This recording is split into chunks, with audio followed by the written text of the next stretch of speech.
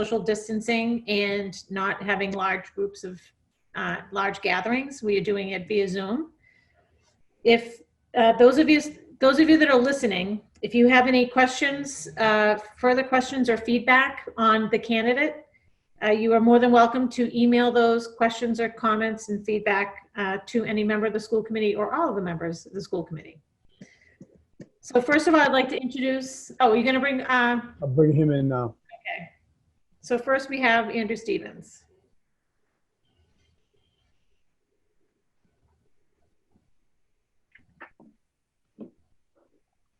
Oh, there you are. Hi, Andrew. Hi. Hi, Andrew. Hi, everyone. Hi, Andrew. It's Janice Lindblom, Chair of the School Committee. Nice to see you. I'm going to introduce the members of the school committee. Sure. And then we're going to follow the same format as the initial interview with you, an opening statement, and then we go through the questions and then any closing remarks. I'm going to turn this light out a little better so it doesn't blind you. All right. So I'd like to introduce Mike Hayes. Good evening, Andrew. Hi, how are you? I'm fine. How are you? Well, Good to see you again. likewise. Sorry, Mike Long, Good evening, Andrew. Hi. Peter Gates, Hi, Andrew. Hi. and Nicole Brandolini. Hi. All right. And so I'd like to let you go ahead and make your opening statement. Sure. I actually have a prepared one if that's okay. Sure. Okay. Thank you. So bear with me. First, I just want to thank you all for your flexibility in continuing this process in what are extraordinary times. And I'm happy to be here and excited for this opportunity to talk to you. I've been in education for nearly 22 years, and I think that my experiences as a teacher in Vermont and primarily Newton and administrator in Hull, Duxbury, and Lexington have prepared me very well for the superintendency in Scituate. You have a very difficult task in selecting the person for this job that possesses the right mix of specific experience, or the what of the job, key leadership skills, or the how of the job, and the capacity to learn and grow. The intersection of what leaders know, of what a leader knows, how he leads, and his capacity for growth, I think, is where the best fit lies for this or any other district. In terms of the what, I have, and I think I've demonstrated in my materials, I have extensive experience in budget development and management, instructional leadership and evaluation, all manners of personnel management, legal compliance, the curriculum development review process, professional development implementation, logistical preparation and management, program development and implementation, including being involved in all aspects of the design and move for combined middle high school in Duxbury and the SOI process in Lexington, the implementation of one-to-one laptop programs, project-based learning, professional learning communities, and so on. I have much experience in the what of leadership.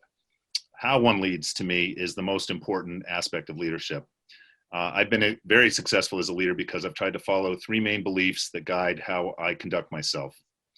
The first is that respect is at the root of all productive relationships and interactions. It is the key foundation to any successful school or district. A leader needs to be able to communicate and listen respectfully in order to ask that others do the same.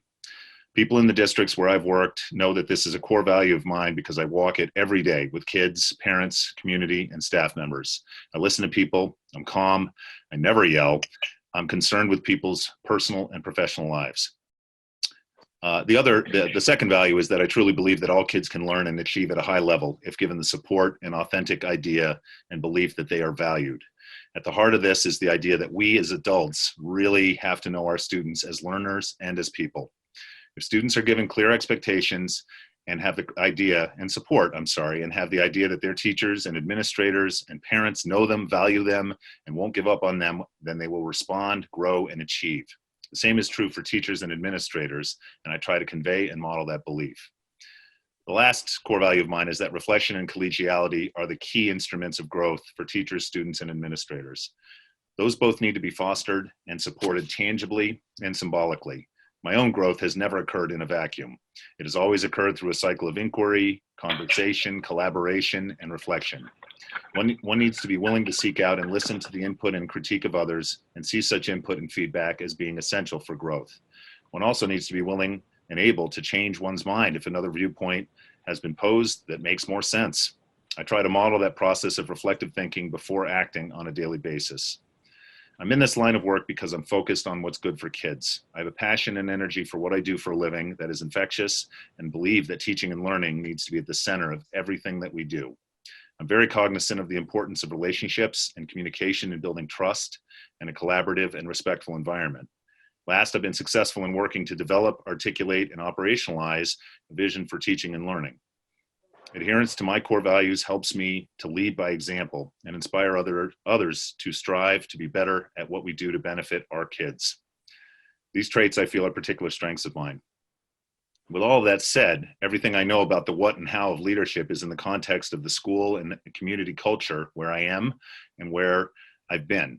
Scituate has its own culture, its own history and procedures that any person coming here would need to learn, navigate, and apply what they know to Scituate's unique context.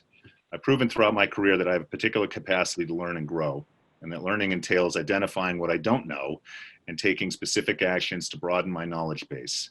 As important, learning requires that one can objectively and flexibly reflect on successes and especially failures and grow from them. I've consistently proven my ability with both frames of learning such that the idea of a superintendency doesn't scare me at all. Rather, it excites me greatly to think that I might be able to lead a district. I believe my experience, my leadership ability, and capacity for growth make me a strong candidate for this position. With Scituate, I see a community that values its educational program and has committed resources to improve that program. It's also a district that is clearly interested in moving forward and not resting on its laurels. With Scituate, I see strong parallels between my experience and where this place is and wants to move. And last, with Scituate, I see a community that I can be a part of for the rest of my educational career. Again, I thank you for the opportunity to be here, and I look forward to showing you that I'm the best person for this position.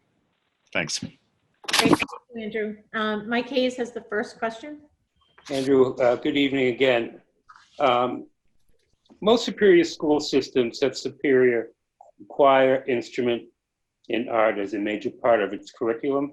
Mm-hmm. Do you agree with that statement? And Scituate, especially in its middle and high schools, has superior choral, instrument, and art programs. How will you support the arts and make it grow in the Scituate school system? I agree with that statement. I've worked for 10 years in a district, Duxbury, and in Lexington, where art and choral and music programs are at the marrow of the educational program. And are, one reflection of that is through the fact that it's a graduation requirement that kids have to take art and or performing arts classes. It's important to be able to provide a number of different options for kids to be able to do if that is the case. And I'm not sure to what degree Scituate has that as a requirement from that end of it, but that is one way that you can support that particular aspect of it, is by literally making it a part of, in order to bring forth to the world well-rounded people. It's important that kids have an understanding of the core subject area matter, but the arts are at the fabric and at the core of what we do and how we express ourselves.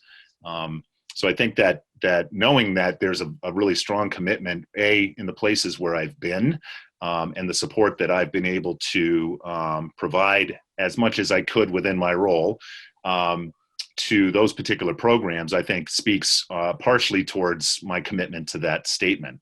I think also that it's very heartening to me to see the level of commitment that through, as a big part of the Gates project was a creation of a performing arts center that was, that's not just at the core of school life, but that's community life. And that's the place to be able to showcase all of the different talent that our kids have. And so I think being able to champion those, to publicize those, to support those, one way is through curriculum, the other is through budgetary support. And it's part of the prioritization process that goes whenever you are looking at resources, and it's also looking at ways to grow. For instance, in Lexington, there was a strong program that was connected to music where kids, if they had started in 5th grade with an instrument, had a lot of access. It was harder from a programming standpoint for kids to access music-based programs if they didn't necessarily have that. And that, for us, was also an equity issue. And so we've worked to try to broaden through music tech, through piano programs, and music appreciation courses, the ability for kids who might not necessarily be musicians or able to read music at a level of somebody who can play, but they have access to those types of curricular options, and those are growing, and there's a market there for it. And so I think for all those reasons, those are ways that we've been able to support and underscore that I agree with this statement that you made. I've been to the new auditorium in Duxbury many times while you were principal, and was impressed especially not only with the school functions, but bringing in other professional acts. And we've been struggling with that. We've had one, to my knowledge, that was awesome, but do you have any ideas as to how we can grow using it as a revenue producer? That's always been a difficulty and a real point of kind of budgetary tension, right? And you build a performing arts center like the one in Duxbury, that's a really expensive endeavor, and you want to be able to utilize that. The first priority is for the different schools to be able to use it as that's their auditorium for various things. But there's a lot of other time where that can be utilized for other things. Part of it is coordination, and that's a budgetary commitment. So, the Performing Arts Center has a full-time person who is in charge of that facility, but he also goes out and he hits the bricks for, so to speak, for business. And there are places we don't have one yet. Yeah. So, it's hard to, if that's something then that is in the hands of an administrator who has many other things to do. In addition to that, that's a difficult task to do that with consistency and with the time that really requires. And so that's the way that Duxbury's been able to do it. And even with that, it still is a challenge. And so they've been able to find some annual programs that come in and some summer stock programs that have come in. But it's a difficulty. I don't have an easy or quick solution for how to do that, but that is a way to be able to try to maximize the facility. Great. Thank you, Andrew. Sure. Hi, Andrew. I have the next question. So you touched on this a little bit in your intro, but if you could kind of elaborate further on why are you seeking this superintendency? Sure. And how do you see your particular skill set working effectively for us? And why do your skills match the needs of Scituate? Well, I kind of hit that a lot on my opening statement. I'm sorry. No, that's okay. I think that I don't want to be overly repetitive. Why Scituate? There are reasons for the fact that I've lived on the South Shore for 20 plus years now. My wife actually is from Cohasset, and so I have lots of friends who live in Scituate, who have been able to get a read and an understanding of kind of what that community is. I think Scituate is a fantastic community. It's got just so many things to offer from an educational standpoint for kids, just in terms of its proximity to both the city and also in terms of just the natural resources that are here. It's 4 minutes from my house. I'm not going to lie, that is a draw. I currently commute to Lexington, and so I'd be disingenuous if I didn't say that the commute would be quite wonderful in that sense. But I look at what Scituate is doing, in terms of the work to try to upgrade the buildings in the elementary school and to provide more consistency between the buildings in the elementary school, and navigating that entire SOI process in the MSBA. I see the commitment made in terms of the new Gates facility, and the focus on developing project-based learning as a mode, not the mode. One has to be careful of having a one-size-fits-all approach to any innovation. I think there's usually a healthy balance, but that conversation has been happening and that was happening before many other districts were talking about it that are now talking about it. I think is amazing to me, and I think that's great. Why do I want to be a superintendent? I've been in education for 22 years. I've been a building principal in Duxbury for 10 years. I'm in Lexington, which is a 2,300 kid school that has really shown me and given me a better grasp of the scale of what a superintendency would be, and all of the different myriad issues that come with something at that scale. And, I've been ready for this, I think, for a very long time. I've been interested in the superintendency. I think things happen for a reason, and that I'm here in front of you because of all of the things that have led to me to gather and expand my experience and repertoire. And so I don't want to be overly rehash the things that I brought up in my opening statement, but those are reasons. And I'm looking for a place where I can be a leader in a district, and my goal, because I commit to districts, I like being committed to districts, and it's important. It's important both for me, it's important for districts to have consistent leadership over time. I came into Duxbury, I was the 6th principal in 5 years, and that came at a cost to the culture of the school, to the environment of the school, to how that place was being run. And so consistent leadership is really important. And I want to do that. I'm looking for a place where I can land and be a district leader for the rest of my career. I'm really serious about that. And I see Scituate as a perfect fit in a lot of those ways. Thank you. Thanks. Hey, this is Peter. I have the next question for you. Hi. I'm sure in your tenure in past positions, you've had to resolve several difficult and challenging situations. Sure. What strategies did you use to heal any relationships that may have been strained throughout those difficult negotiations? Well, I think there's 2 frames to that, if I can interpret, right? So I think that there are the ones that come, strained relation that come as a result of things that I've been a part of in terms of having what can be very focused conversations, sometimes about very fraught or emotional issues. So, for my own, and then there are ones where those might be, and I don't know if that's the case here at all, but in my experience, I've had ones where it's been the result of a history that has been in place between either 2 people, an administrator or teacher, an administrator or department head, or a bargaining unit and a leader, or what have you. And how does one come in and try to navigate that history? So I find that the way I try to do business when having there are going to be absolutely difficult conversations that occur over any particular type of topic that's connected to education. Education is a very personal business for teachers and for parents and for students and for administrators. And I try to operate by the fact that none of this is personal, that the way that we need to try to do business is to try to, and I pride myself on trying to be able to understand as much as possible what the perspective is of the person who's coming in.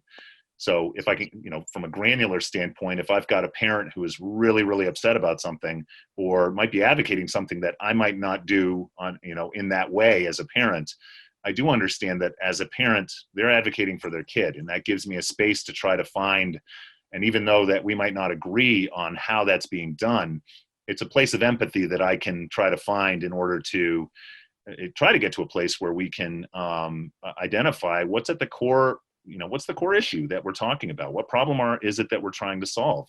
Where are we in agreement? Where are we not in agreement? And it's not because I don't like you, and it's not because you don't like me. It's because we might be looking at the same issue from different lenses, and that's okay.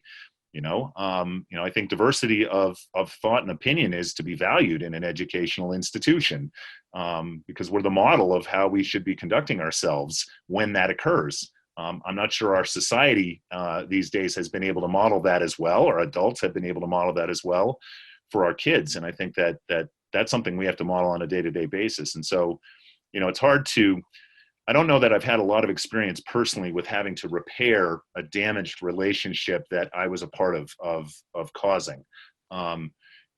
Partially, I think, because of the way I try to do business, and I try to follow up with people. I try to have, personal conversations, because we're all people, and nobody's waking up in the morning trying to, undercut a system, or they're trying to do what's best either for their kids or for what they think is best for how to teach, or what have you, for any of those situations. So if I was going in, so that's on a personal basis, if I was going into a place where there might have been a history, and that was the case in Duxbury when I was there, as the sixth principal in 5 years. I always get that wrong. It was either the sixth principal in 5 years or the fifth principal in 6 years, right? There was plenty of kind of damaged and frayed relationships and procedures and processes that needed to be kind of worked out and re-examined. And so I've had that experience as well. And I go into it with wonder. I wonder why it is this way. I wonder what led, what perspective has you thinking or feeling this way? And what do we need to do to try to get back on track so we can go about the business of educating kids? And that's how I try to conduct myself. And I found that that's been pretty successful in both of those frames, the personal and kind of the historical frame. Okay, great, thanks. Sure. Sorry. All right, Andrew, this is Mike Long. So I think this fits in really well with the answer that you just had. So in your first year as superintendent, you'll be responsible for completing contract negotiations with all 6 of our unions. Mm-hmm. What has been your approach to contract negotiations throughout your career, and how will that define your approach if you become superintendent in Scituate? Yeah, and that was a question I had. Are the current contracts good through 2021, or are they up? Or are they good through the end of 2020? They all expire June 30th of 2021. Got it. Okay. So I've had experience. I've been on the different bargaining aspects with custodians and with what would be Unit D, in terms of secretaries and such. I was on the negotiating committee for the 2 teacher contracts ago in Duxbury. My approach is, and it depends on what the mode is of. You got it. of how those are negotiated. So we undertook the interest-based bargaining process.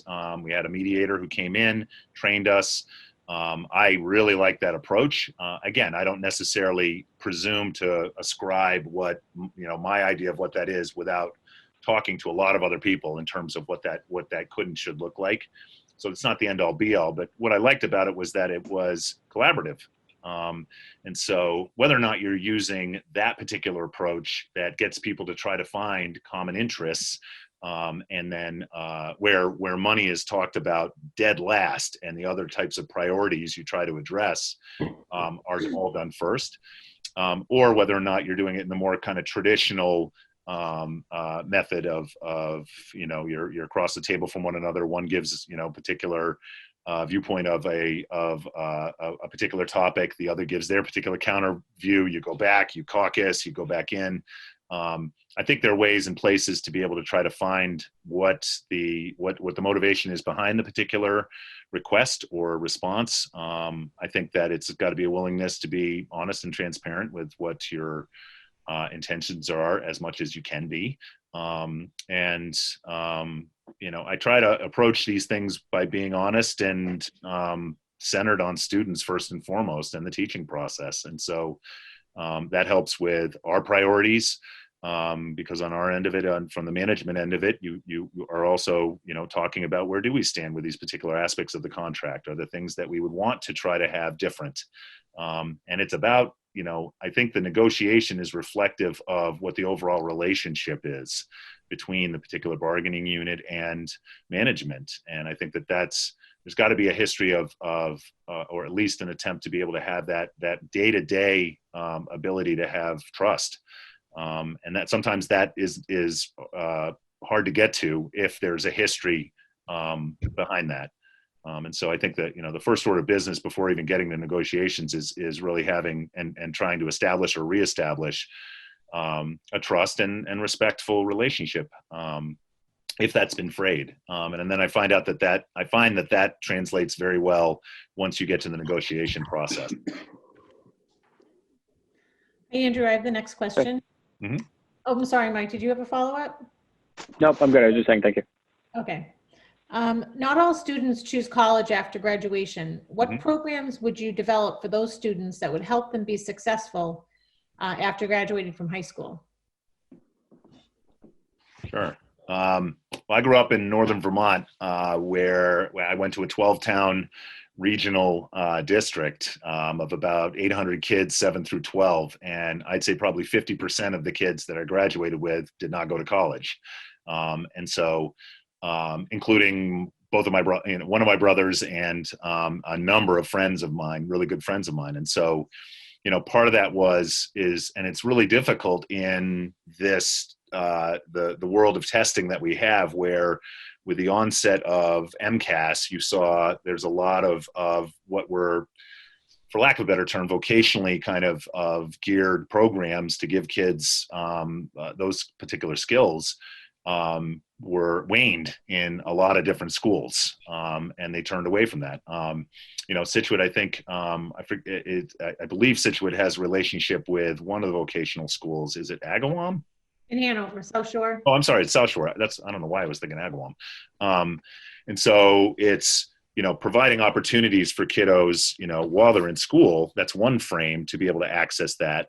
But there's also other places where you can be doing that within the school setting as well, through programs that have hands-on applications.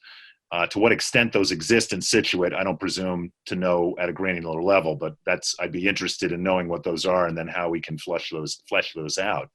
The other piece is then in terms of working with kids through the counseling program and, from ninth grade on through interest inventories and really providing, and it looks different in different places. So in Lexington, it's the seminar program where the counselors meet with students consistently to kind of flesh out what their interest level is and then work to try to be able to link them with particular either programs or just ways of thinking that then might help further them as they're trying to craft who and what they're going to be as adults.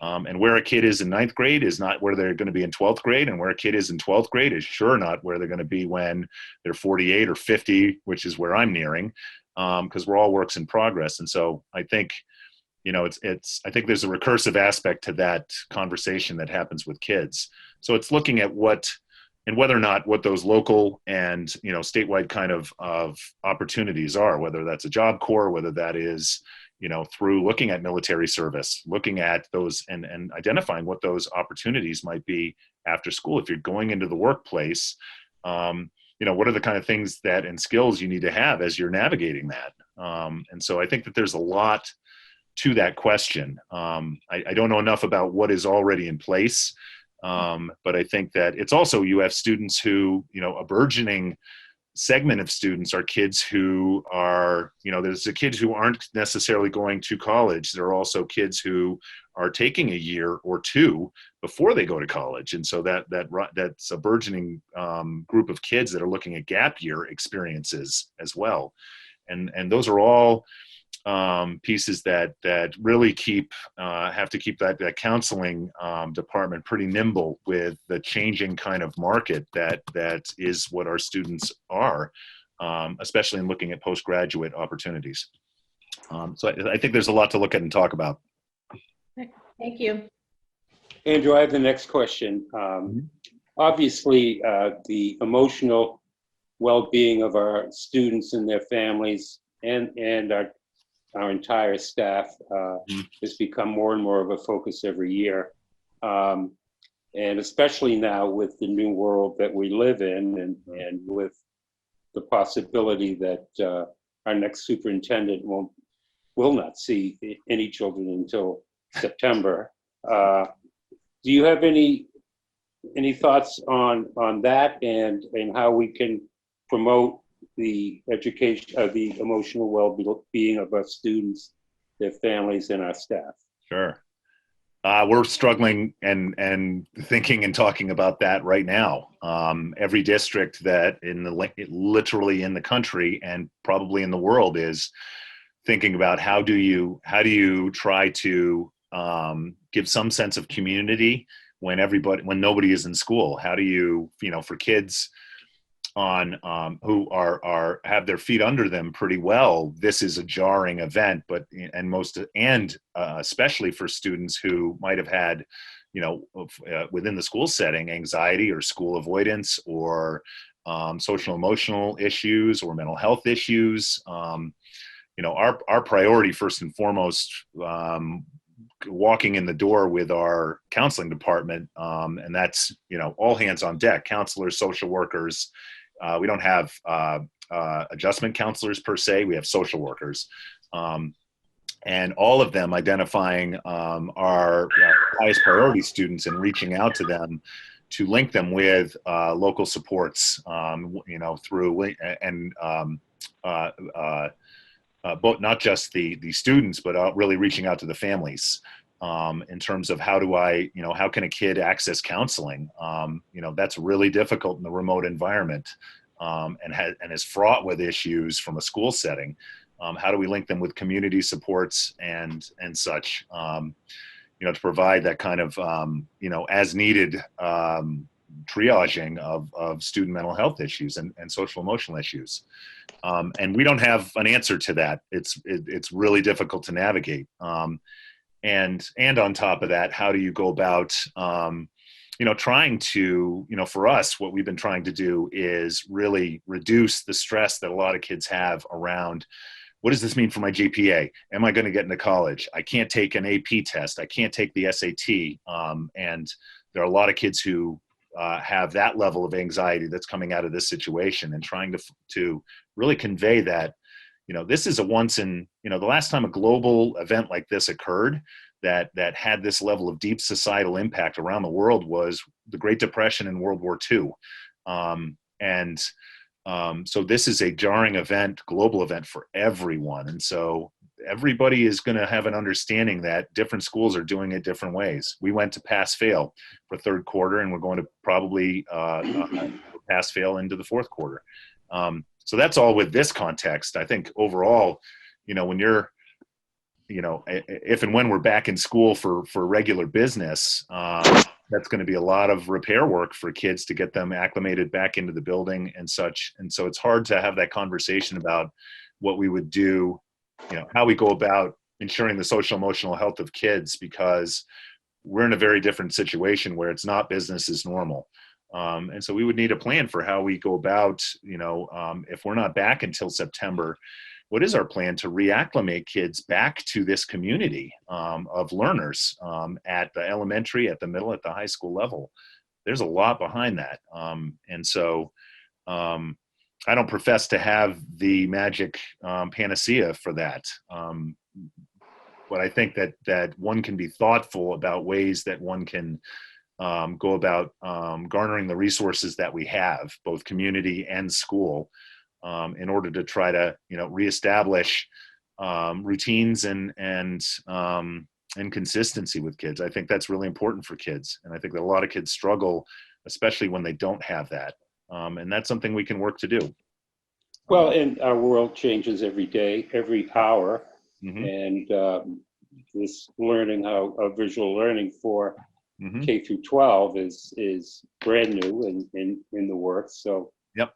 It's going to take a lot of work by a lot of people to get it going and continue it until whatever happens, whether it's a month or the end or the rest of the school year. So it's been a busy 3 weeks for all of us. I have to say, the other group that I think that we need to really be mindful of are the adults that are working, because we are living in the same, the impact that's occurring is happening to us as well. And I think that that's in developing a remote learning approach that is fair to kids, given the circumstances and what might be a very limited access that kids can have for a variety of reasons, is that we also have a lot of adults that have very significant personal issues that are connected to this as well. And that's also social emotional learning, and social emotional health is also connected to the adults as well. Because Well, I think it's especially a question for teachers in Scituate who have children.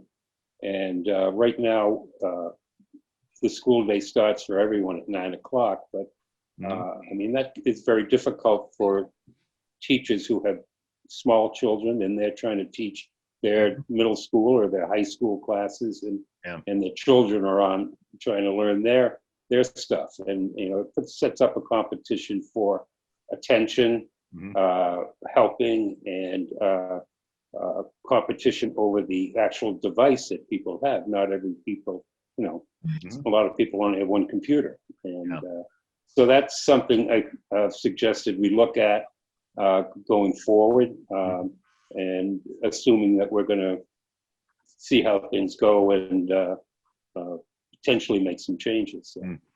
Yeah, we've been talking about this a lot, and I think our superintendent has been really on the front end of the leadership around that. Where, and this is the hard part, is that every single district is sort of having to invent the wheel for itself. That's what's so hard about this. And so, you know, our focus has been, you know, that content and curriculum and curriculum maps and standards, the way that they've been taught, are out the window, because it's not possible to do that way. And so right now we're in a phase where we're looking at, you know, it's enrichment of learned skills, and there's ways, and enrichment, you know, can mean new learning as well, but it's not going to be the same way, and you can't assess it the same way. And so trying to really find balance. Balance is the biggest kind of mantra that we've been talking about, because we have to have both adult balance and kid balance, and find what's reasonable. But it's a moving target. It sure is. Yeah. All right. So next question is, can you tell us about your experience hiring teachers and other school personnel? What are some of the ways that you've raised the confidence of the people who you've worked, and how did you do it? Well, so in terms of hiring, I've got lots of experience with hiring. You know, over 10 years as a principal. Oh, actually, I've been a principal now. I was just doing the math. I'm in year 14, I think, as a principal. I was a middle school principal for a year as well. So I have lots of experience hiring at all levels. I was also part of system-wide committees as well, for hiring central office folks, superintendents, all levels. And, you know, so I think that, you know, it's important to have a good process, you know, articulated. You want to make sure that you're consistent with the types of questions that you're asking folks. You want to make sure that you have, you know, a good group of people that are together that are, you know, linked to the position itself. So, you know, usually the bigger the position, the more stakeholders that you want to have as part of that group. You know, if it's a classroom teacher, you definitely, if you can swing it, you want to be able to have at the high school level at least, and possibly the middle school, a student representative, parent representative, at least, members of that department, possibly another department head, perhaps at least the department head who's in there, and you know, develop questions that really kind of can elicit, you know, not only what the teacher knows, but it's, you know, when I talked about the what and the how of leadership, it's the same with teaching. You know, it's one thing to know the subject. It's quite another to convey, that you really like kids. That's my first order of business when I'm looking at anybody. Do you like kids? And, you know, if you're in it just for the love of teaching a subject, you're not teaching a subject, you're teaching kids. And to be able to then articulate a lot of different ways to, not only modalities for how you might get at different learning styles, but also different ways that you might assess student learning and progress, and flexibility, and you know, that type of understanding. And so I think that there are good ways to be able to ask those questions and elicit those. In terms of raising confidence with teachers, I'm not quite sure. Is that in terms of once you hire them, raising their, elevating their kind of practice. Is that what you mean? Yeah, Okay. exactly. Well, so I think it's important to have, I've been lucky in both Duxbury and Lexington where they had very strong mentor programs. And those apply to, even if you're an experienced teacher who's coming new to Scituate or new to Lexington, for instance, or Duxbury, they're part of they get a mentor because just because they are coming from a different place, they have a lot to learn about the community and about that environment. And so it's usually a pretty steep learning curve. So I think a strong mentoring process. I always try to meet with new teachers. As a principal, I would meet and have in addition to the mentoring kind of induction that occurs, consistent one-on-one meetings and also group meetings with staff that's new to the building, just to see how's it going. Are you getting the support you need? It's part of the reason why you want to have a solid and clearly articulated K-12 curriculum.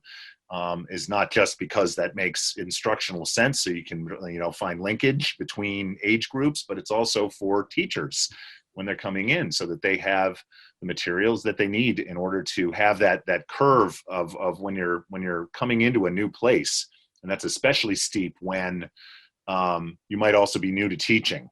That you're learning two things at the same time. You want to try to, and I'm totally understanding that what I'm saying when I say this, that this is in an educational sense, but you want to kind of flatten that curve, so to speak, when it comes to kind of inducting themselves into this place. And I found that just being, having kind of touch points for teachers from a collegial sense, so that people feel safe being able to ask questions. And they need to be able to feel safe. And sometimes that is just having a kind of a partner, whether that's in a PLC, to be able to talk about those kind of granular things, a department head that they feel like they can go to with questions, with concerns, a principal, I always, an assistant principal and principal, because there are lots of different frames that people might need to go to in order to get advice. Whether it's curricular, whether it's assessment, whether it's student management, whether it's prepping a parent's conversation, having somebody take a look at an email that you're going to send. Those are all really important aspects of, I think, building that confidence with somebody, so that then they feel like they can make those decisions and ask less and less as they gain more experience and confidence. But it's all about support. Yeah. Mm-hmm. Thank you. Sure. All right, I'm next. Andrew, you're becoming into it as a new superintendent. You would be coming in to a new district and coming in with a new job, new responsibility that you've never had before. What do you anticipate would be your biggest challenge the first 30 days, the first 6 months, and in the first 1 year? Okay. So I think, the first 30 days is going to be entry. When you're entering, and I had a similar type of experience. It's not the same by any means. It was with a similar role that I've had for a long time, but it was a much bigger district and a much bigger school with a lot more moving parts. And so, the challenge of the first 30 days is really doing a deep document dive in terms of what are the and an examination of kind of what the procedures and the kind of setup is for a number of different kind of processes. That's one aspect. The other is talking to many, many, many, many people, really just to get their particular perspective on, okay, what are the particular strengths of this place? What are from your perspective, what are the areas that you think are priority areas for you? What are areas that concern you? And trying to gather that to be able to that's going to be the biggest challenge in the first 30 days, is that kind of information gathering piece, and to develop, and whether that's done in 30 days, I think that's a challenge. Usually that's the entire summer is spent having those meetings, many, many, many of them, with folks from all over. That's parents, that's folks on the town side, that is definitely folks on the school side, school committee, all of those. The 6 months challenge is kind of distilling what I've heard and the ability over the course of once school starts, and with the hope we're all back and school is rolling again, that that's me also going out and seeing what I see as well. So the challenge over the 6 months is going to be really developing that kind of entry plan, and what kind of themes seem to be coming from that level of that deep dive, that then over the course of a year is going to be identifying kind of what are those and prioritizing what are the areas that we kind of need to be focusing on. And are they the same areas that we're focused on before? Or do we need to look in a different way or a different direction? And what might that be? And how might we go about articulating what that kind of vision is going to be? And that is a very broad brush, because then within all of that are really looking at, okay, all the other kind of roles and challenges that will come with that position. And there are so many different layers that come with it, that those would be happening at the same time. And so that's, I think, a reasonable kind of 30 day, 6 month, 1 year kind of approach that would be occurring. Okay, fair enough. Thanks. Sure. Andrew, in your mind, what is the role of administration, the superintendent, and the school committee? And how do you expect that role to work within Scituate? And then what is your ideal relationship with the school committee and other interest groups, such as Course or Shore, within Scituate? I didn't catch the last two. You said Course or Shore? Yes. All right. And I will be the first to admit, is Course or Shore, are they sort of like support groups for the school? What is Course and Shore? So the interest groups within in Scituate. So Course works with our special ed, especially working with them too. Yep. It's CPAC in my community. So okay. Yep. Okay. And then Shore, what is Shore? So Shore works with our, Janice, correct me if I'm wrong, typically works with our high school and just offers additional support for, either helping a program get up and running or support throughout the school year. So it's like an educational foundation in that sense. Yeah. Got it. Correct. Okay. So the role of the superintendent and the school committee, first order of business is that the Scituate is, it's your town. You are residents of this town. You've been elected in order to oversee lots of aspects of the entire school program. I do work for you and I work for the town. I think that the role of the superintendent is to, my job is to run the school district and report to you on matters of interest to you, but then also any number of different kind of aspects of school life and such. My role is to oversee the kind of granular aspects of the running the day-to-day life of the school. And so, for me, that's the ideal relationship is one of collaboration. It's one of trust. It's one of openness. Because, in the end, I get to help shape through, there's a lot of process that goes with this. So I don't want to be reductive when I'm saying this in this meeting, in this setting, but, part of what I get to do is to be able to kind of shape priorities and articulate direction. And, in a perfect world, that's one where we're absolutely on the same page with what that is. But it's very, I'm very mindful of the fact that this is, this is your town in that sense, and as residents, and that strong interest that you have. So, that ideal relationship is one of where, we're able to have, clear and focused and honest dialogue about all the various different things that occur over the course of a school year. Some are predictable. Some are very kind of, that you have an ability to be able to plan. There's a lot of things where we would be working in conjunction with, different subcommittees and such. And then there are the many things that come up that are never planned that involve both of us. And that's really, I think, tests,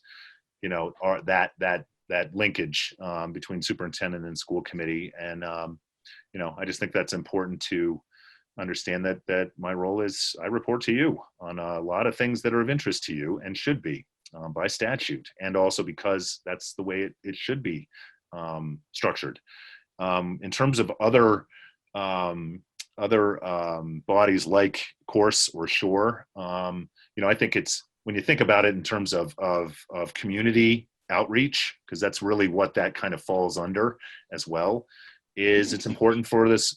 I represent the school district. I'm its biggest cheerleader. I'm the one who I can go out and articulate kind of things that we want to do to various groups. It's also my role to go in here and receive feedback about the school district and what's happening. With Course, that may be a particular focus on items of particular interest to special education.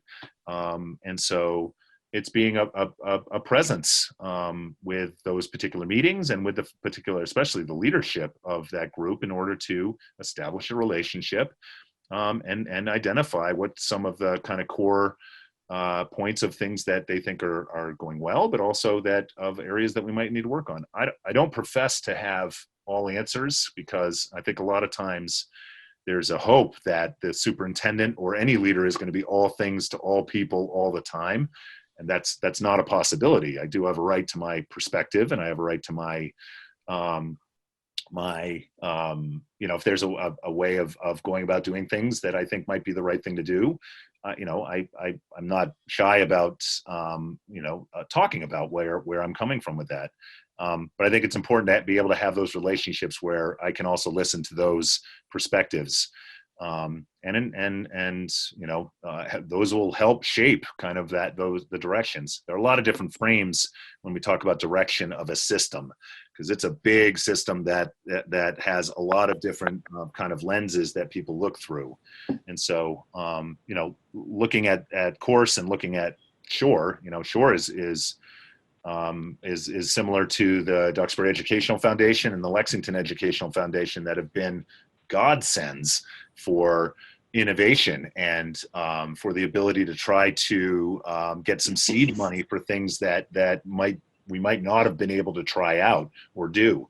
And so having a really healthy and vibrant relationship with them is important. In Lexington, we just began a book series for the high school that where we were able to bring in marginalized voices, authors. 2 years ago it was the sophomore class.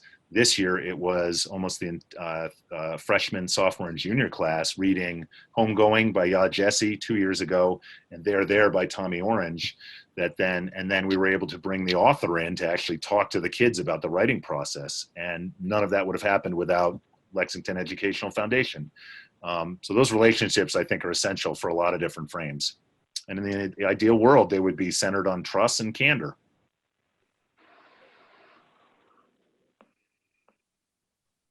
Okay, great. Thank you. If you don't mind, just at 30 seconds, just your role with the administration in the central office for the district. Oh, okay. So, central administration, that's looking at special education, that's looking at finance, that's looking at the assistant superintendent position that is in charge of, curriculum, professional development. That is, those are, in my experience, weekly meetings that occur in order to get updates in terms of what's happening. A lot of times that's, looking at, budget oversight is a key piece in all those frames. But it's also helping to shape vision. I mean, to me, that's a team. I've never worked in a place where it's just me. I always work with it as a team. And where ultimately, if we're trying to identify, okay, are you advising me? Is this a kind of discussion where I'm trying to get consensus, or is this one where ultimately, we're making a decision is where we go? Having an ability to build that type of collaborative structure is essential, because otherwise there's an assumption then that I know it all and I'm the one who knows where the direction is. I found in my experience, so for instance, a great example is that speaker series. I didn't think of that. I didn't have a thing to do with the thinking of that idea. I was somebody who was able to I had a teacher who trusted me to come and talk to me about it. And we brought in the different folks that were connected to being able to make that happen. And in a lot of ways, that was my role and how I see my role as a leader in a lot of ways, whether it's as a principal or a superintendent, is finding places and engaging folks so that there's a lot more creativity that happens with a group than with one. And so that's how I would view the central office is as a team. Each person is in charge of a department, so to speak, and has oversight and responsibilities with it. But we also will be talking about a lot more than that, as we should. Okay, great. Thank you. Sure. Okay, I have the next question. Having done research on Scituate Public Schools, would you develop your own 5-year plan or build off the current one, and why? So I looked at the, looking at the core values in the strategic plan. I assume that's what you're talking about is the strategic plan. When I'm looking at the and thinking about what were our objectives when we were in Duxbury, and we just went through a visioning process for a strategic plan in Lexington, very comprehensive process. Now, what I don't know is what the process was that had Scituate arriving at this, and to what degree it was stakeholder kind of input a piece in formulating these. When I look at the district priorities, these are not they're very solid district priorities. They're ones that are connected to authentic working to build authentic and innovative curriculum, engaging rigorous pedagogy, developing resilient students, flexible learning environments and structures, and then creating engagement, linkage between the school and the local and global community. Those are all viable, very viable goals. I don't profess to know what I can only see what I can see in terms of kind of progress and reports that are connected to that.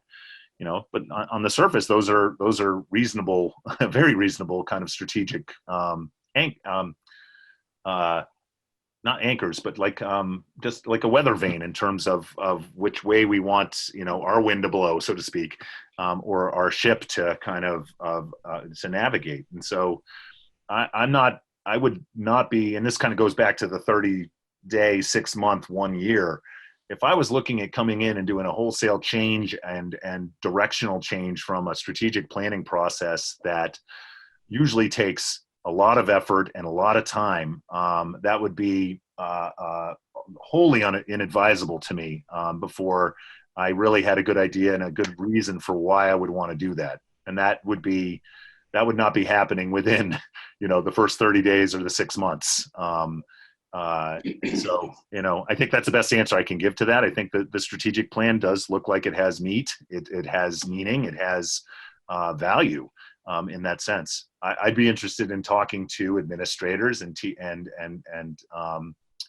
adults first and foremost, just about what is their impression of these and where are we with this? Because I'm also mindful that strategic plans that don't have anchor points with buy-in at the granular level often are hard to realize authentically.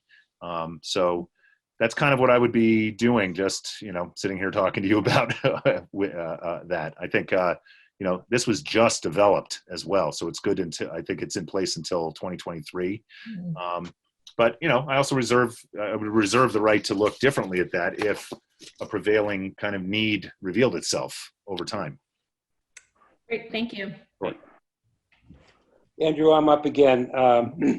Scituate's been very lucky, especially over the last 5 to 6 years, with very hardworking teachers and curriculum leaders who go for every grant we can get. And we've been very fortunate on the physical health and area.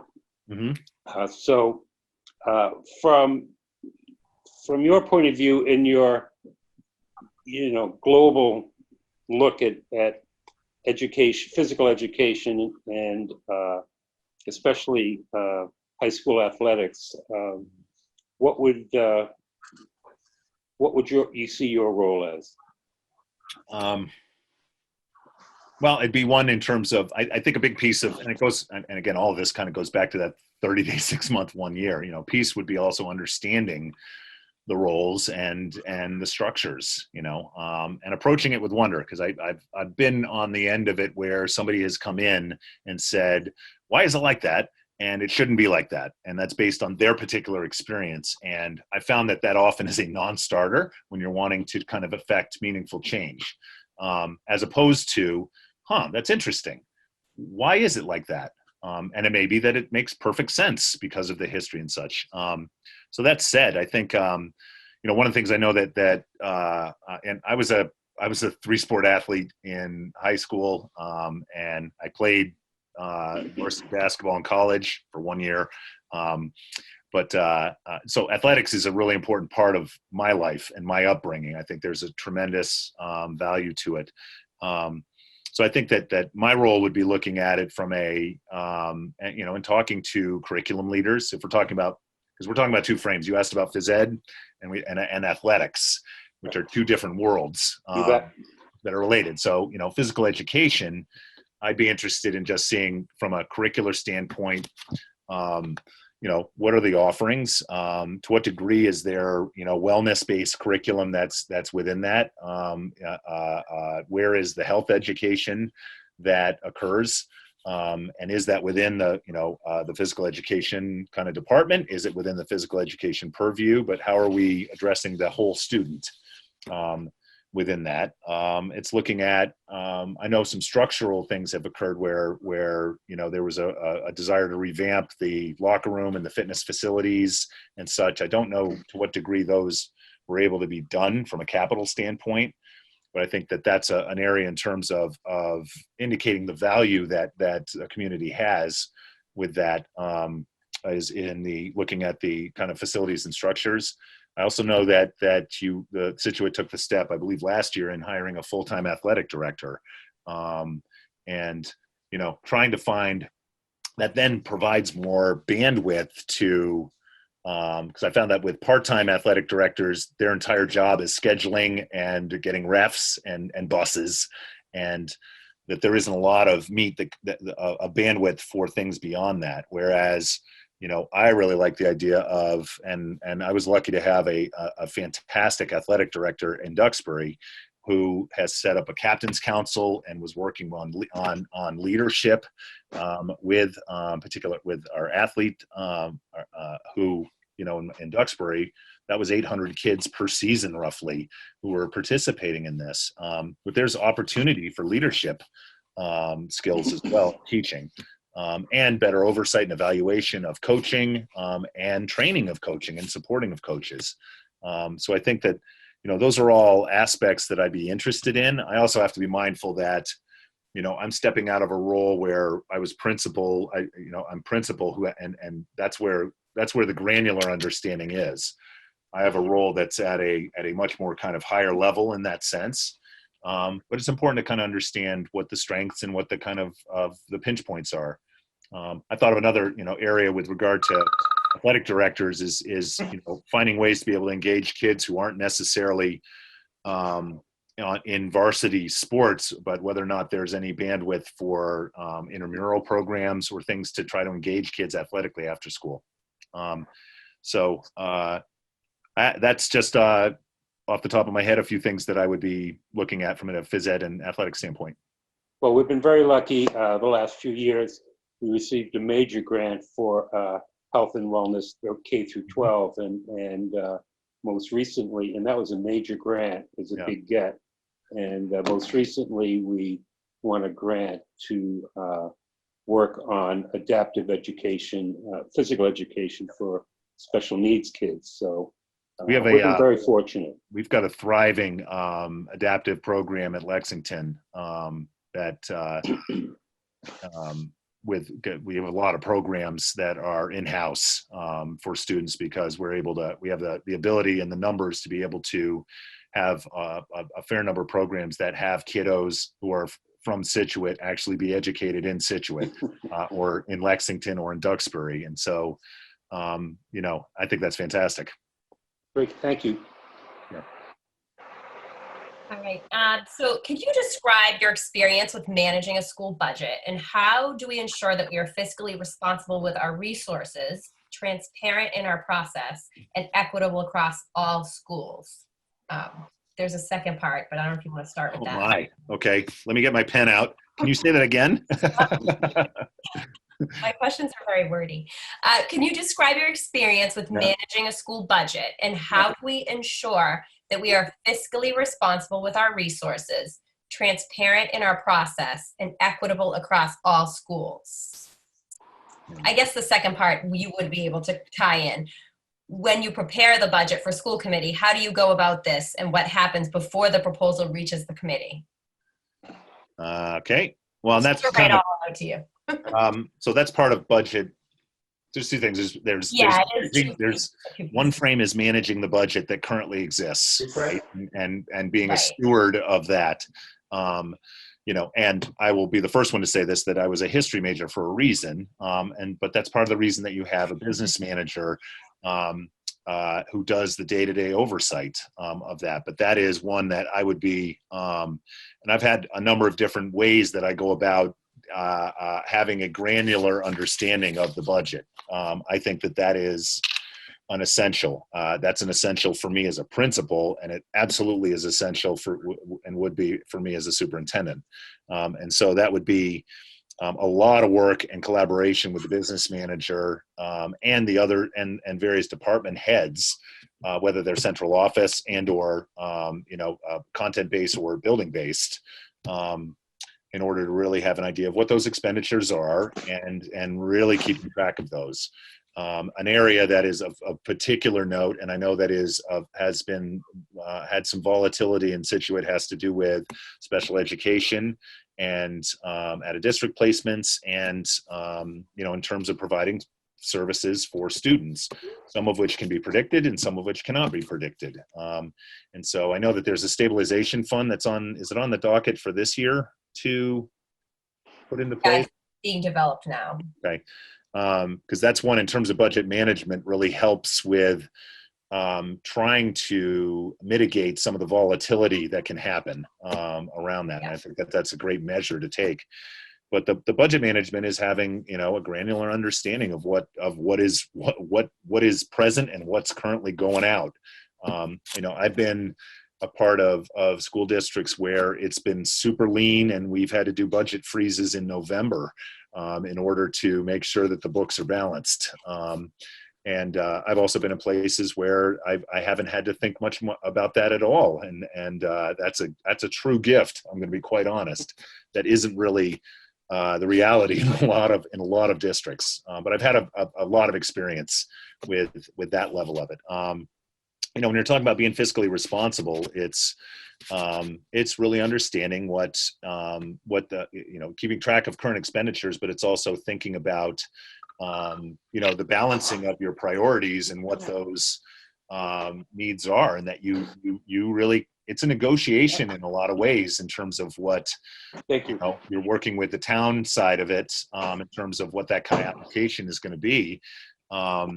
And really trying to be mindful of the fact that budgets are tight. I'm going to expect that as a direct result of what we're going through right now, that's going to have a budgetary impact on us down the road. It would be naive to think any different.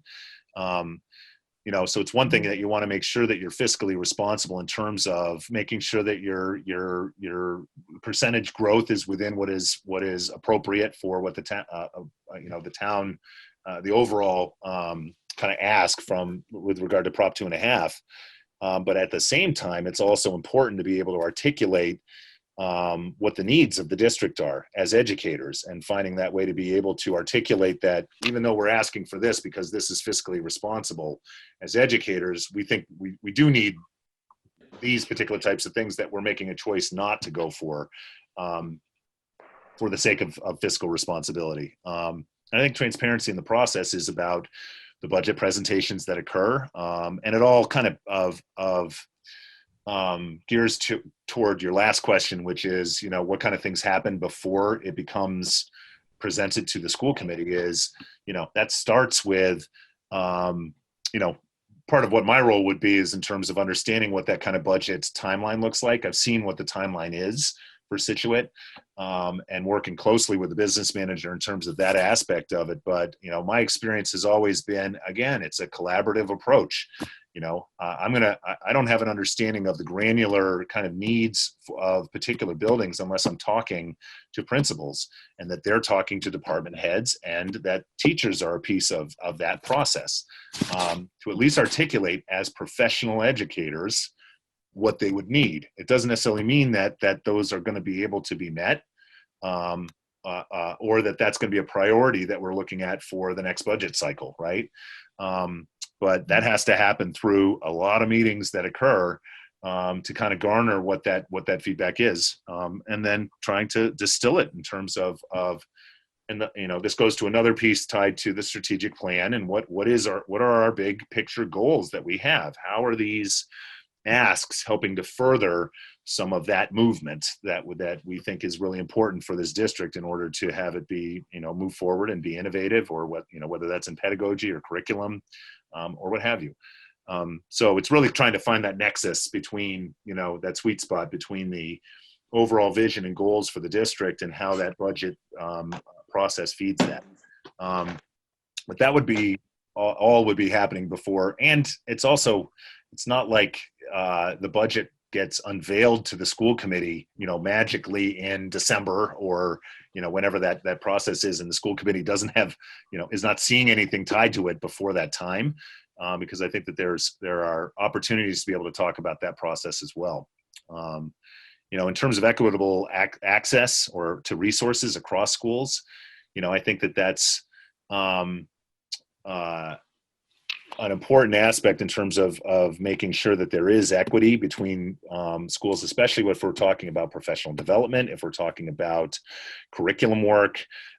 There are times where there may be a focus on particular projects or a particular area of budget area for that might have a more focus on the elementary schools, for instance. So it's hard to say that at all times everything's going to be completely equitable all the time, because there might be different priority areas at different times for that. I think the overall is just making sure that there's a rhyme and reason to why and how those choices are made that might impact particular buildings or particular age groups. I think I got all those. I'm not sure. No, you got it. That was about Thanks. 6 questions. Hey, Andrew, you've obviously have had much success in your past roles. Could you talk a little bit about who's been the most impactful in terms of helping you achieve this success, and why so? How deep are we going here? It all began on a sunny day when I met my mom. I want to know someone in the district Yeah. that allowed you to achieve your successes. I I don't need the name, just the Yeah. reference to the person. I think I've had a couple of leaders at various points, and when I think about like the point of success for me has really been around articulating those core values that I really try to follow, that I talked about in my opening statement. I really believe those. That is how I do business, and helping to kind of confirm that those are important ones to kind of pay attention to in all dealings with people. There have been a couple of folks that have really exemplified that for me, that really underscore the importance of relationships in the business that we're in, and that to short shrift that is it undercuts the larger kind of process and the larger goals that you might want to attain.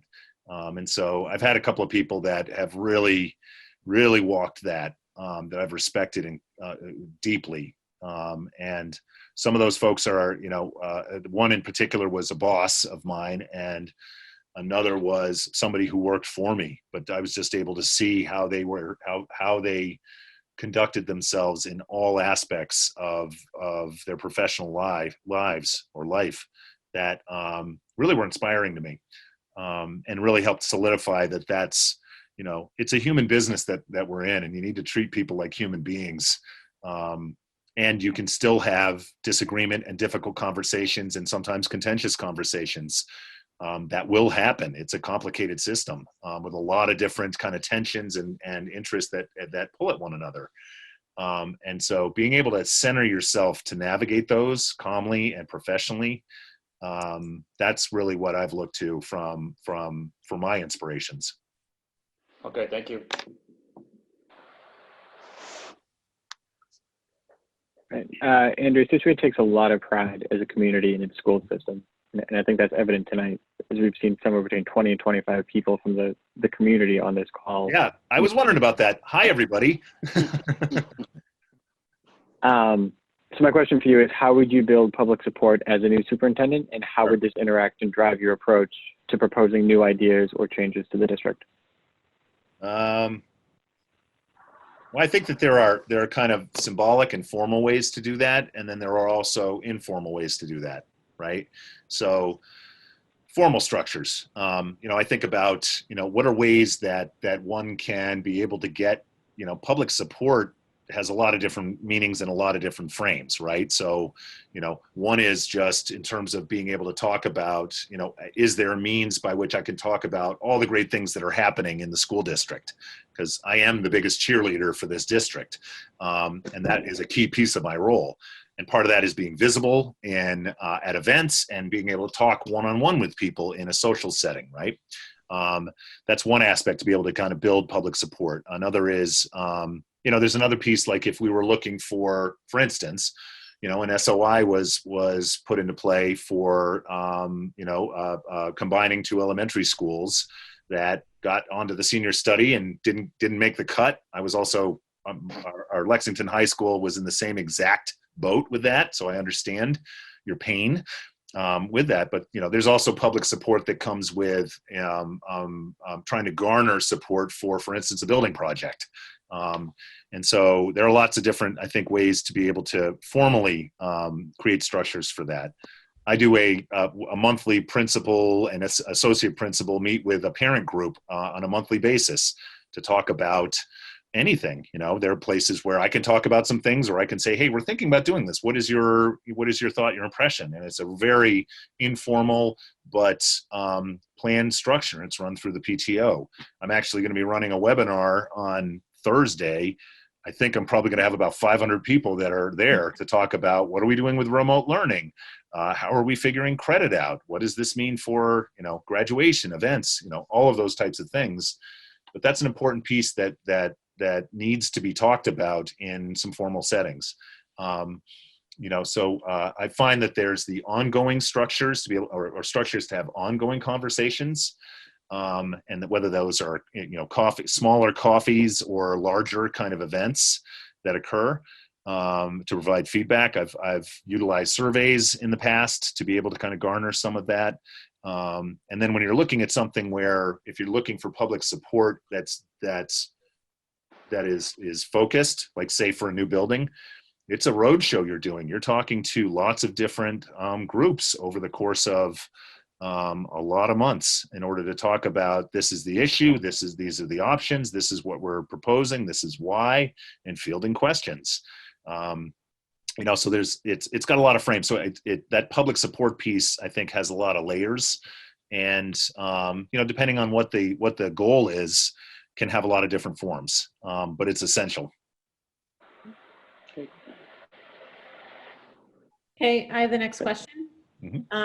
Describe a difficult situation you were once in as a leader, as a school leader, and what did you learn from it? And would you have come to a different conclusion or made a different decision?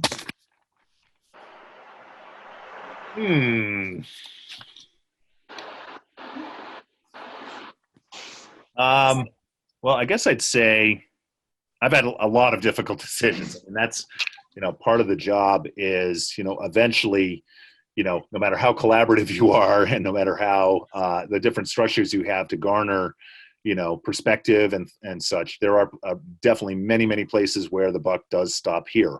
And so one does have to make decisions that are going to upset a group of people or might upset a lot of people. So I think, part of that is in the decision-making process itself, I think, is, for me, before coming to that is have I gathered, do I understand what the situation is? And some are really long-term, so for instance, in Duxbury, the later start time 10 years ago was a really difficult decision that the superintendent made that was a long time coming. So there was ways to forecast that. And then there are ones that you don't have a lot of time where you have to make a decision. And so trying to gather as much information as you can and as much feedback from folks that you trust that you can share the particulars with before coming to that decision and being as thoughtful as you can. But in the end, sometimes you have to do what you think is the right thing to do based on your experience and based on that particular context. And you need to be able to, as I've said, once you get to that particular place, there's the process of where I wrap myself in righteousness that, it is for very good reasons and solid reasons that I'm making this decision. Here's the why, knowing that you're going to disagree. So that's a long way of getting to, I had one very thorny situation that occurred where there was some students who wanted to do a protest, so to speak, a symbolic protest for a staff member, and that there was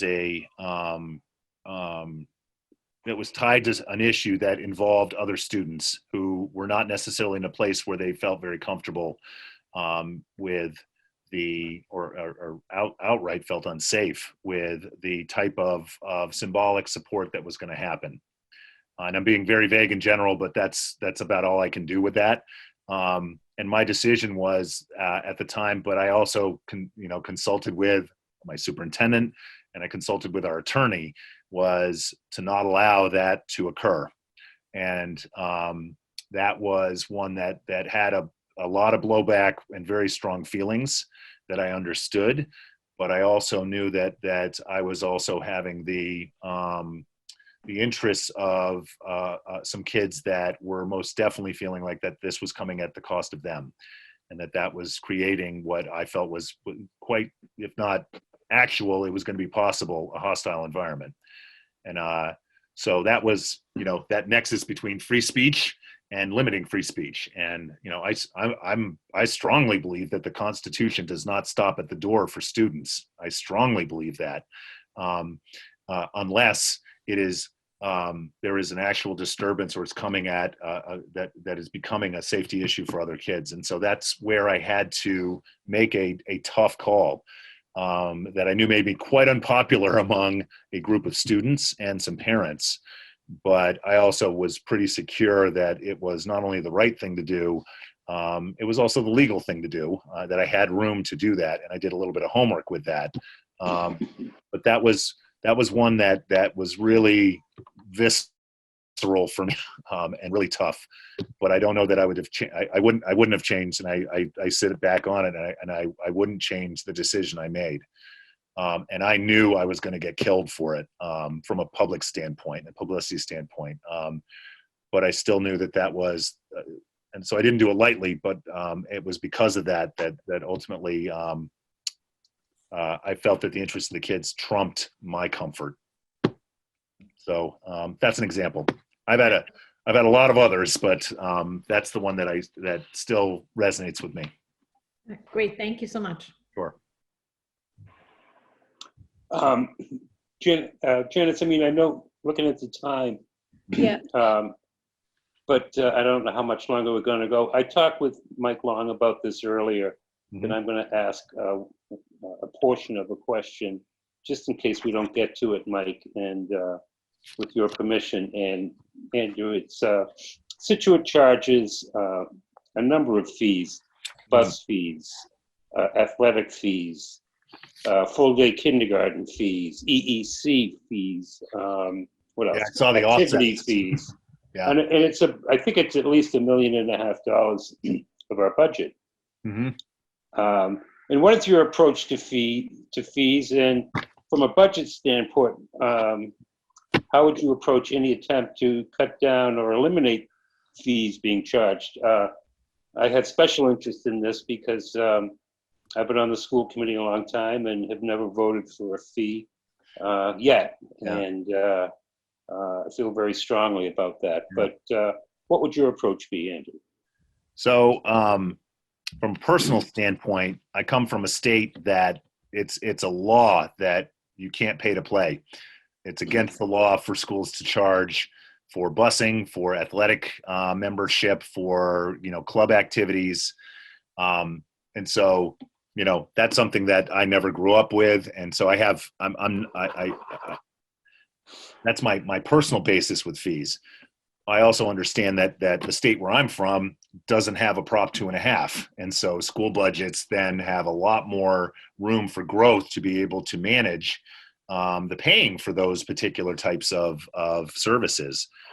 Fees are a reality that came directly as a result of the limitation of school and town budgets to be able to grow past a certain amount without needing the override that is a intense political process. And they don't happen very often. And so that's the necessary evil, and that are especially true. I'm coming from Duxbury, where the fees are significant, and Lexington, which has less fees, but still kids are having to pay for busing and kids are having to pay for athletics. So while I personally don't like the concept at all, because that becomes an equity issue, it's about access, it's all these things that don't sit well with me, I understand that it's a necessary evil if we want to maintain those particular programs at the level that people want to have them exist. I think that it's a hard process, because if you're looking at eliminating fees, it's one thing to look at increasing fees, and that's a process in and of itself, and cannot be done lightly, because that has a distinct impact on people's pocketbook. But by the same token, if you are looking at eliminating fees, there's a pinch point that comes, which is that's $1.5 million that otherwise isn't in the school budget that would somehow need to be paid for out of the school budget. And so how does one do that and maintain the other types of programs and growth that you want to have in other areas? I don't have an easy answer for you. If I did, no school system in Massachusetts would have fees. Somebody would have thought of that. And so I think the best I can do is at least tell you how I personally feel about fees, but also that I understand why they're in existence. It's a question of whether or not then in between you can mitigate some of them, or you have a structure by which, for families that have financial struggles, that they have a means to be able to have, lower stages of fees that allow their kids to have access. So thus that one can meet that equity point that comes with charging money for folks that make different livings for the same services. That's the best answer I can give. I think that it's eliminating fees is in a lot of ways just as problematic from a budgetary standpoint as having fees, with the reality that we live in. I think it's a political question that Yeah. the school committee and the selectmen have to figure out, number one. But we've been talking a lot in the past few years about trying to eliminate the lower grade fees, especially full-day kindergarten. I think there are, 8 half-day kindergartners this year, and everyone else is paying big bucks for that. It's like $3,500 a year, isn't it? Mm-hmm. Yeah. And EEC, our nursery program for special ed kids into an integrated classroom with normally developing nursery school kids is expensive. And so we've been doing a lot of talk of how do we figure that out, and maybe this specialization fund that we've been working on, Stabilization fee fund might help in that regard.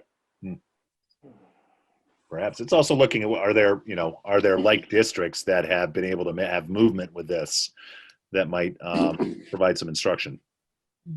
Thank you. So in case you couldn't tell from my long-winded questions, I'm a big communications person. So, and actually in reflecting more on my question,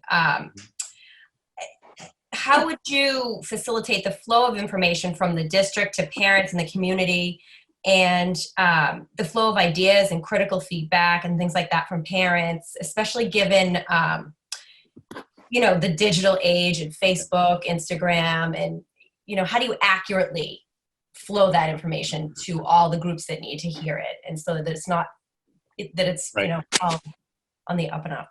I find that it's important.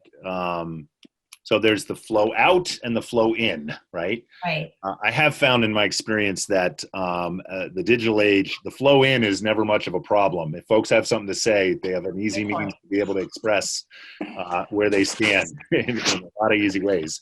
And sometimes that's in the form of emails. Sometimes that's in the form of public comment at school committee meetings. Sometimes that's in the form of Facebook chat groups that are in the community.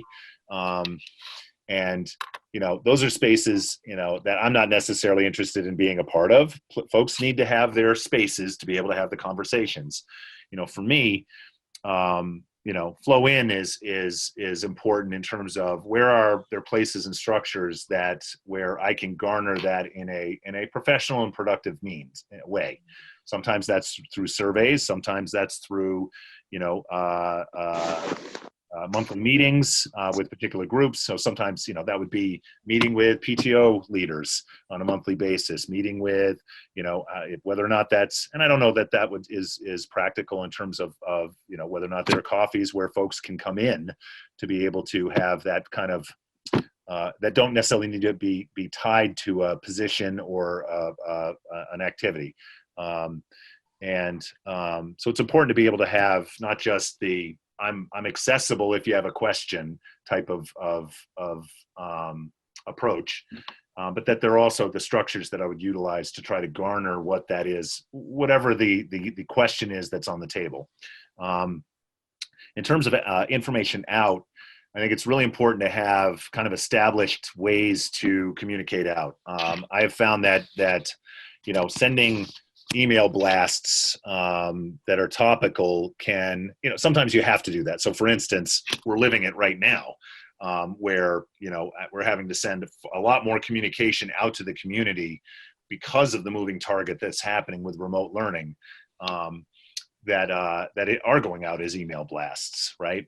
I found that having a newsletter is really helpful. I do something where about every 2 or 3 weeks I send, and it's a Google Doc where I have all my prior newsletters, so that anybody at any point can scroll back in one document and see everything that I've communicated.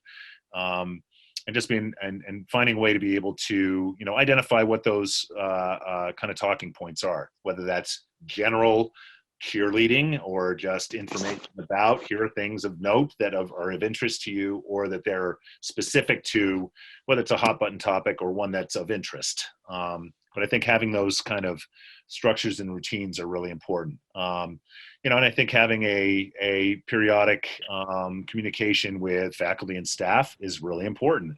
I think that sometimes gets lost at the superintendent level in past experiences that I've had, and it's important that type of communication occurs as well with faculty and staff. And I've had so I have right now I have a weekly staff letter that I put out at the end of every week in terms of these are things that are coming up, but also points of note. I don't know that I would be doing it weekly as a superintendent because I think that there's saturation that comes at some point, but there's a healthy kind of balance point with that. And so those are the things that I think I could do to help, manage the flow of information out and try to channel the flow of information in as best as possible in an age where it's really easy for folks to be able to get to me. Mm-hmm. That's how I'd answer that. All right, I'm up next. So some of my questions are fairly similar. It's kind of looking at some of your past successes. But in looking forward, as you're going to be potentially a superintendent for the first time and be in a new district, how would you seek out and who do you think you would be looking for to ensure your success in our district?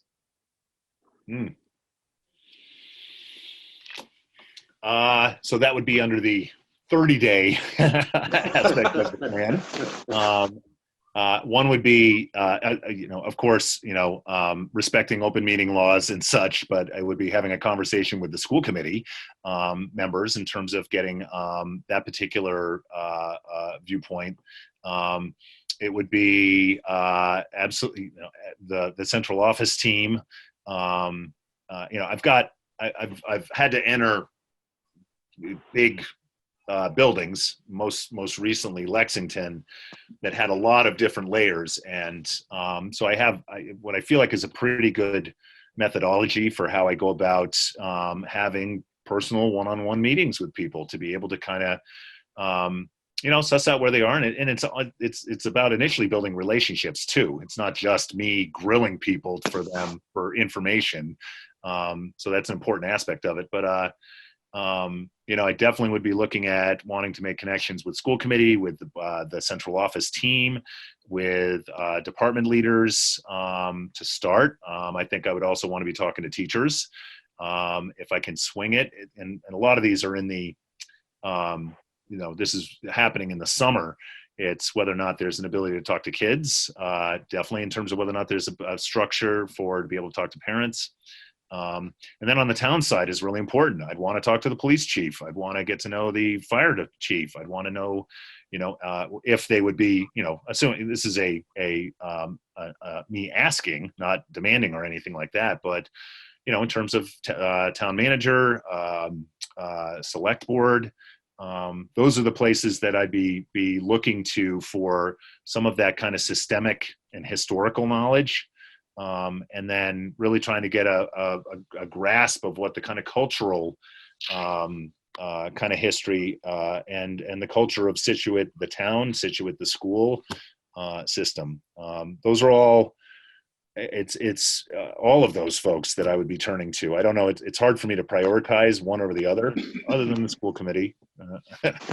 But yeah, good one. But I think just kind of a follow-up is, I'm trying to get on this theme of superintendent. It would be a new role for you. So there are going to be some things that you haven't experienced or haven't had to deal with. So I was kind of looking like, would you embrace the mentor role, superintendent mentor role, things like that? On that frame, absolutely. I have my current boss is a fantastic superintendent who's been a cheerleader for me in this whole process. And who has an amazing track record in Taunton and in Lexington, who I absolutely would be talking to. I know a number of superintendents that I really respect and who have been doing the job. So I absolutely would be embracing the mentor program. One, it's a requirement for new superintendents for very good reason, through MASC and MSSAA. MASC, actually, I'm sorry.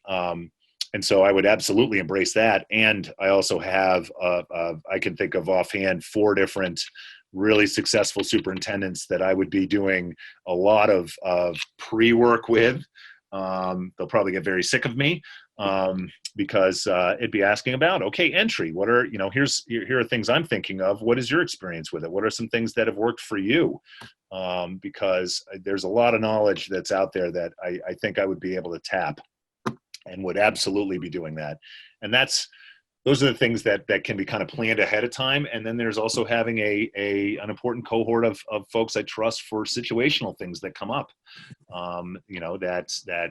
In my role as a principal, I am absolutely used to having to make and having a lot of unforeseen and really layered and fraught situations occur.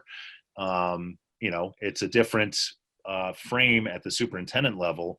And I have a group of folks as a principal that I'll sometimes go to in terms of, here's the situation I have, maintaining confidentiality. And what do you think? Those are really helpful as well. Okay. And Good. so That's great. yeah, when I was saying in my opening statement that I learned through collaboration, reflection. I try to minimize failure as much as possible, but it also is important to learn, and you want to try to avoid minefields and mistakes. But it's also by the same token, we're a human endeavor, and so that's also an important piece of learning as well. Great. Thank you. Sure. All right, so Andrew, I have a question for you regarding curriculum. So as I'm sure you're aware, we have 4 elementary schools in our town. And one of the things we often hear from as a school committee is, what one child is doing in second grade at one school could be different, or the approach could be different from one school to the other. So it's kind of a 2-part question, but how would you align the district curriculum both horizontally and vertically across our district? And then how would you ensure that the district's curriculum is audited and aligned with the state and national standards? Sure. I think, and that often works and overlaps with, the traditional role where the assistant superintendent would be most absolutely a piece of that conversation. The first order of business is, to what is the current reality? I don't know I know there are efforts to, as part of the strategic plan to utilize the understanding by design template and to articulate a K-12, curriculum flow for elementary through middle and into high school. And that's, standard practice for what a successful and highly efficient districts do.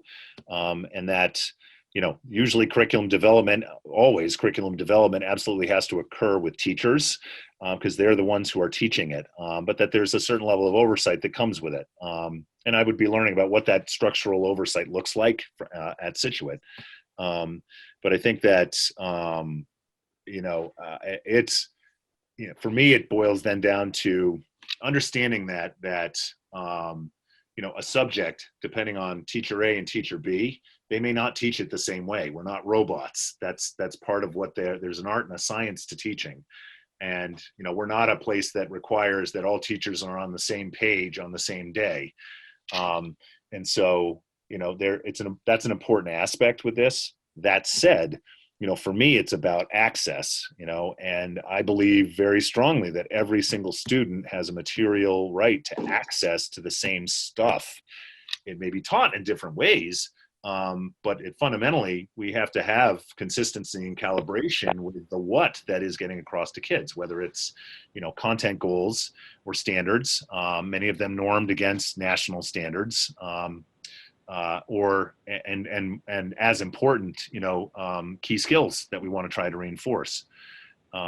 So I think that not knowing what the status is of that project, because that's a big project to align curriculum, that once you're in a place where you feel like you've had those discussions, then you need to have a pretty robust curriculum review process that sets up you can't do all subjects or all content areas or all focus points at the same time. We have to have a sequence of review where you are taking a hard look at the K-12 curriculum in English, for lack of a better term, for an example. I've been in places where sometimes you're bringing in an outside expert in curriculum, specifically English curriculum, to audit the curriculum and go and observe classes and look at the written and the taught curriculum to talk about strengths and then areas to improve upon that then allow and help that content area to prioritize and make possible changes. It's also, I've been a part where it's been done internally with regard to that. So I don't presume to know what Scituate's process is, but in my experience, that's how you, one is the creation of that kind of K-12 framework, and then the other is the examination of that. And that's for the vertical alignment. The horizontal is finding those where are the places where the people who are all grade 2 teachers have an opportunity to sit and talk to one another about what they're doing in the curriculum. That's more difficult when you have 4 separate buildings. And so you have you have to leverage the very little time that's available for folks to be able to do that, or that's done as an opportunity over the summer. At the middle and high school, my experience has been there's a better chance, and the middle schools are really built for that in a lot of ways with a team process.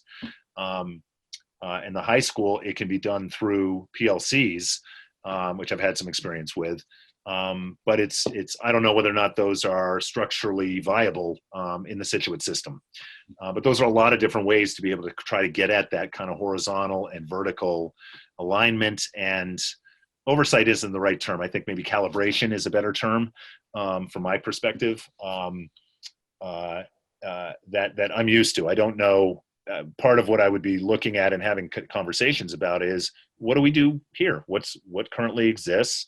And what do we need? What needs to occur in order to get us to what we think would be a fully aligned and vertical and horizontal curriculum that we're looking at regularly with a clear eye.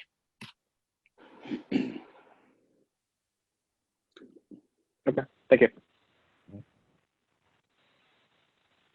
Oh, I think you're talking, but no. Yep, sorry. This is our vertical. This is our No, my our kids. universal signal of you're talking but muted. So I have the last question. How would you address the lack of diversity in Scituate Public Schools? Well, it's there's two frames to that. There's a lack of diversity among student population, and is to what extent is that an issue? And then there's the lack of diversity among the teaching population. And that, is an issue statewide and nationwide. I work in a district that is over 50% non-white. And yet I think it's about 94%, 95% of the teachers are white.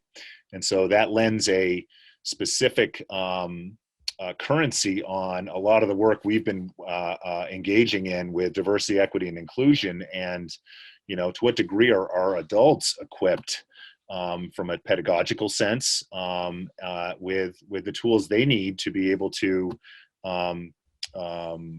tackle their pedagogy from a culturally proficient lens. And I've been doing a fair amount of my own personal work with that over the years, and really trying to think about how we would try to do that as a system with the adults. A big piece of that is really looking at our hiring practices and where are we going to try to find candidates? Because the research is really clear, especially for students of color, that and it's especially at the elementary level, but if there's a student of color who has had a teacher who looks like them, the impact that has on that student's learning and achievement is actually measurable on a positive end of it. And so, and it's also an ability and a desire for us, if we want to be talking about and really walking the walk of the importance of diversity and diversity of perspective and a diversity of experience and a diversity of opinion, then that's something that we would really want to pay attention to. With no easy solutions, it's difficult. And I'm in a place that is struggling mightily from the adult population end of it. From the student end of it, I know that the Scituate is a long supporter and participant with the MECO program. That is, I think, and I'm coming from a place in Lexington that has had a 50-year history with the program as well, and that is a reciprocal benefit that occurs. And so I think it's also looking at, from a student lens, to what degree do we walk the walk with regard to what we believe about diversity and how we actually act upon that on a daily basis. And that's not necessarily, diversity is also, embraces different learning styles, different religions. There's a lot that comes with that particular viewpoint. Those are some thoughts that I think we've been struggling with and really working with and thinking about in the district that I've been in very deeply. And we've been looking at also our discipline practices, our leveling practices, and how we're equipping adults and kids to be able to have difficult conversations, to be able to discuss what are important viewpoints and topics, both in the classroom setting and in and outside of the school, because it's a diverse world that we exist in. That diversity isn't necessarily as evident on the South Shore, and that's a reality. And that's a focus point for how do you address that with the demographics that we're looking at. May I do a follow-up, Kenneth? Sure. We are very proud participant in the METCO program, and what you as are experiencing, we've experienced is teachers getting diversity in our teaching staff, whether that's race, sexual orientation, anything like that. And it is a huge problem. We've gone to conventions throughout the country trying to recruit minority teachers, and it's very difficult. And it's something I hope our next superintendent will continue the efforts that we've done so far and expand upon them, because it is crucially important, especially for our Boston students. Mm-hmm. Well, and I think, and I know from my individual conversations with teachers of color in Lexington, is that when you're in a predominantly white environment, it's difficult to be a person of color in a predominantly white environment, and that's especially true as an adult. And so there's the finding folks that would want to make that commitment to work in Scituate, and then it's really supporting folks as well to feel welcome, and that's an important piece that just in my own conversations with folks that is as important as finding viable candidates of color, is that support structure for them, where they feel valued and welcomed as a member of the adult community and as a member of the educational community. And I'm speaking of Lexington when I'm of this, not Scituate. So that is, the challenges are my point is that are equivalent. One of the things that we've done, and I'm very honored to have been in on it at the ground level, is that we have a student group called Allies Not Bystanders, that a very dedicated teacher began after getting an ADL grant. And the goal was to help those people, including our Boston students who suffer in silence, or any other kid that suffers in silence due to whatever their issue is, or their sexual orientation, or how they dress and all that. And it has become a model that many towns have used. And so we're very proud of that. And it's reached the point now where it's student run, which I think is amazing. So I wonder if you could comment on that. I think it's pivotal, in terms of having a space to be able to, engage student agency with regard to, from a DEI standpoint, is really important. And it's also important in terms of being able to start getting headway into a larger understanding of what microaggressions are and what they look like and what the impact is at a cognitive level, and how often that occurs with some of our kiddos that are going through the day, and how much that gets in the way of learning. I had another point and it's escaping me right now. I think that that's those are important places to find that agency. And my other point that was going to be fantastic will come back probably after we're off this meeting. It happens to me 5 times a day. It's frightening. I'm just happy it only happened once so far. All right, so we've come to the last portion of the the interview. And if you'd like to take a minute or two to make a closing statement, or if you have a question to ask. Sure. So I've said this in different frames and the screening interview, but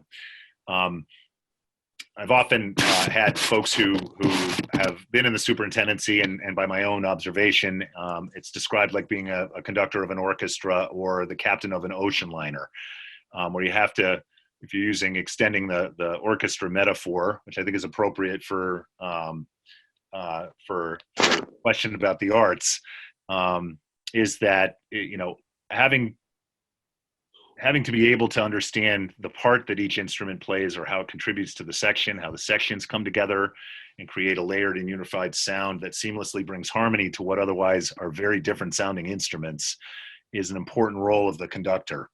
The conductor sets the tempo, he has an ear for the tones and the sounds being produced, he adjusts, he provides feedback, he pushes, he challenges the performers to elevate their individual and group performance, all for the betterment of the orchestra. And so I think I've proven over my career to be a pretty good conductor, and one I think who can become a great one for this district. I've shown my commitment to districts where I've worked, and I want to commit to this district because it's moving in exciting directions. As we all know, I was a finalist here 3 years ago. I think things happen for a reason. I'm back because I think I'm qualified for the job. I've expanded my experience. I've looked for opportunities to grow, both in my doctoral dissertation and in the experience that I've had in Lexington. I think that's even further prepared me for what I know I'm ready for. And I'm here for a reason, that I have a commitment that, and I hope you see the value that I can bring to this district with regard to what I know, how I lead, and that I have a strong capacity for growth. And given the intersection between where Scituate is heading and my abilities as a leader, I think we can create wonderful music. I hope you'll contact. I've been open and have let everybody know in my district that cares that I'm a finalist in Scituate. And so please contact anybody you know in Duxbury or Hull or Newton North High School, which is where I used to work, or Lexington, who's worked with me, because I think that they'll reinforce with you the skills and qualities I possess that I think make me the right fit for this position. And I really thank you for your time and dedication to this and flexibility with this new. I haven't done a Zoom interview like this, so this is new for all of us. Sure is. I've only had one other time to do it, so I really appreciate the opportunity and your consideration, and I hope that I'll be your choice. You know, questions, I'm mindful of time, so I don't want to necessarily burden you with something that has you going longer than you would want to have happen. But I do, there are lots of granular questions that would come if there was a next step. One question I have is what the next step is in this process. And then the other is what are you looking for in a superintendent?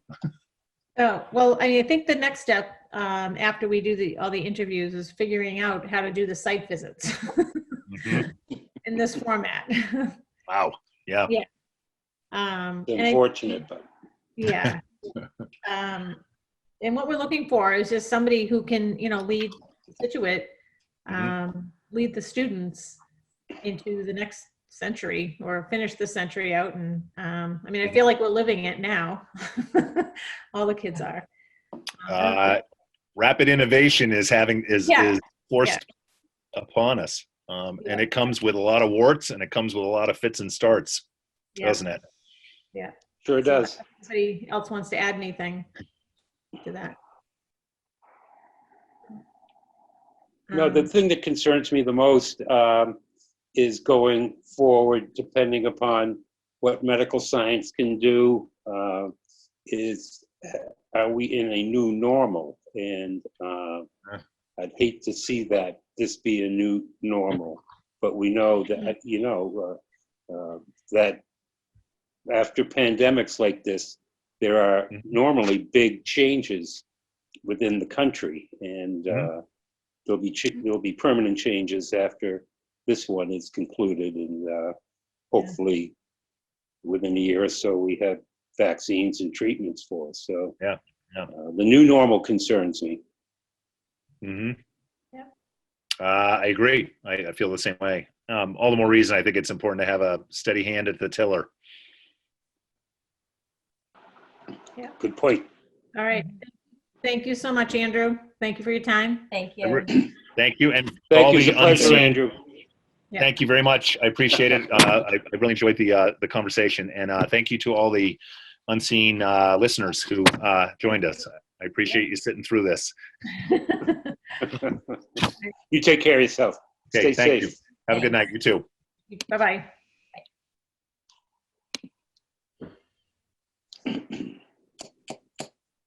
All right, where's Jim? Hello. Hi, Hi. can you see me? Yes. Hold on. Oh, okay. All right. Okay. We, at the height of this, we had 33 total participants, which meant 26 people were calling in. That's fantastic. That's a pretty good number. I'm sorry, I get. something just jumped These on are me. always one of our most popular meetings. Unfortunately. Which is good. So That was as good. as we said at the beginning, it's been recording. And when you close the meeting, I will stop the recording and then transmit it to Seth Pfeiffer at Scituate Community Television, and people will be able to watch it. Probably Seth thinks it's as soon as he can get it up is Friday. And if anybody who listens has any questions, comments that they'd like to make, they can email the members of the school committee directly. All their email addresses are on the Scituate Public Schools website. And other than that, I think it went. All right. I think it went pretty well. The time was just about right. Mhm. Um, All right. Should You I want a entertain motion to adjourn? Is there a second? Second. Second. All those in- Roll call? Is there Yeah. a roll call? yeah, yeah. Gates second. Gates, yes. Janice, Lindblom, Yes. yes. Brandolini, yes. Gates, yes. Okay. We're Hey, adjourned. everybody. Yep. Thank you all. All All right. right. Thank you. And thank you for End the listening. recording and end the meeting. All right. Bye. Thank you. Bye. Bye-bye. Bye.